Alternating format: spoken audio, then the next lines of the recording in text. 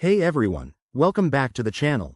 If you're diving into the world of crypto in 2025, you might be wondering how to move your Cardano from Revolut to Bitrue. It's a straightforward process, but I'll walk you through it step by step to make sure you do it safely and efficiently.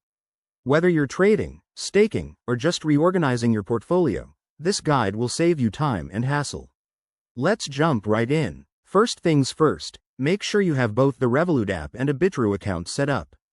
In 2025, crypto regulations might have tightened, so double-check that your accounts are verified and you're aware of any new fees or limits.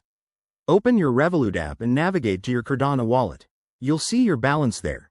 Take a note of it to ensure you're transferring the right amount. Next, select the Withdraw or Send option in Revolut.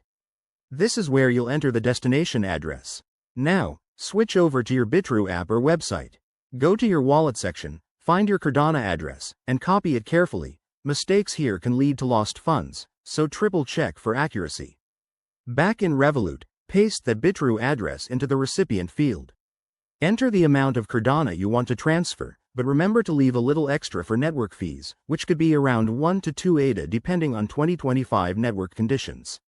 Review everything one last time, then hit confirm. You'll get a confirmation code or email. Keep that handy. Once the transaction is initiated, it might take a few minutes to an hour to process, especially with blockchain confirmations. Head back to Bitrue and refresh your wallet to see if the funds have arrived. If everything goes smoothly, you're all set. But if you run into issues, like a failed transfer, contact support for both platforms immediately. In 2025, always prioritize security. Use two-factor authentication and avoid public Wi-Fi for these transactions.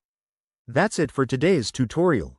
If you found this helpful, give it a thumbs up, subscribe for more crypto tips, and drop a comment if you have questions. Stay safe out there, and happy transferring.